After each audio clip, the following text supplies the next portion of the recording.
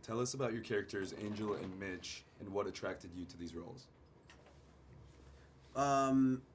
What attracted me to the role of Angel was the thing that we actually can't talk about, which is the complexity and the unraveling, as you see, of this guy, and that he's a man doing his job and finds himself in these weird situations, which was interesting for me to attempt to do, to go into, because he finds himself in these very dark worlds, where he begins and where he ends is, it's a big 180. But so yeah, for me that is, and the cast and the great people. Sharlto and I worked together before. So all those things help you make a decision.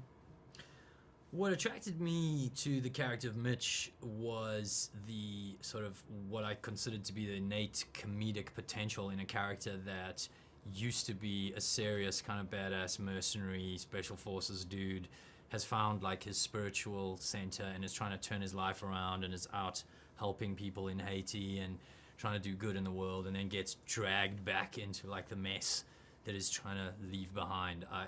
I thought it'd be a great place to find really fun comedic moments and comedic material, and it was. I describe him as like an alcoholic who doesn't want to go back into the bar, but does. And how did you both prepare for these roles?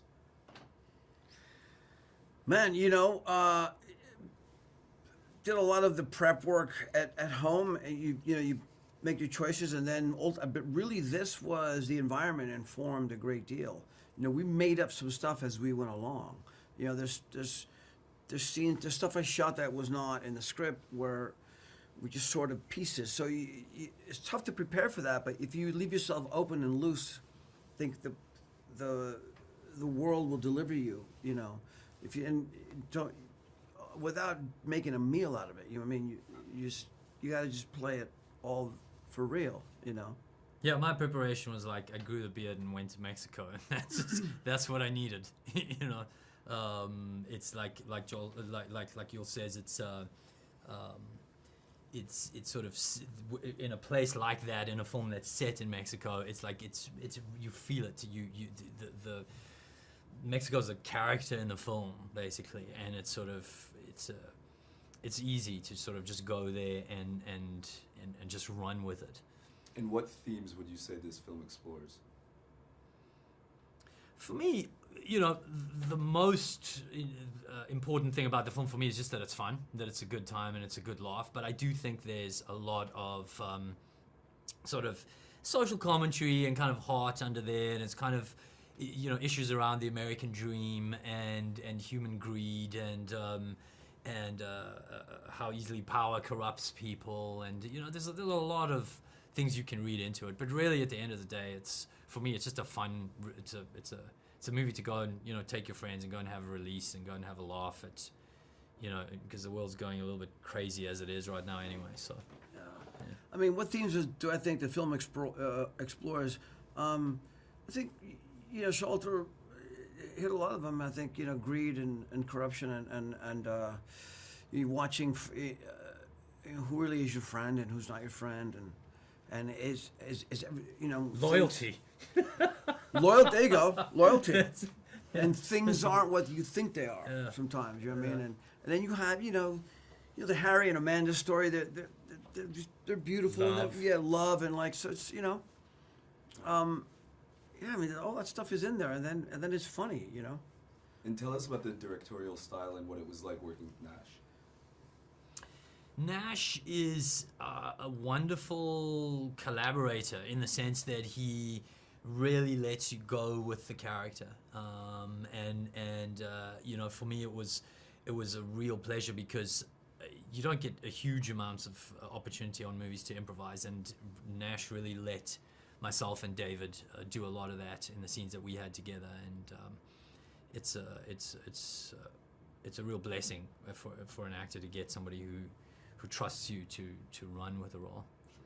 Sure. Work with, I think Nash did something very smart. I think he set up great situations, and then he let his actors run, and when he had to corral you. He corralled you, but he let it unfold. He let people improvise, which is always great. Improvising is great. I try to do it in every movie, even when people like it or they don't like it, because you don't have the benefit of rehearsing something like you would a play. So it's dead on you in 2 takes. So you have to, how does this fit in my mouth? I got to change the words. I'm like, well, it's like, I'm sorry. This is how keeps it real and right, spontaneous, it keeps it spontaneous and you surprise real. each other. I love it when actors right. do You that. surprise the other actor, like, oh, what you just helping each other the whole way. That's it. It's right. It's 2 actors working, like, roll up your sleeve, you get in there and you hash it out. You know what I mean? So Nash allowed that to happen, and that's a great thing when somebody, allows it to unfold.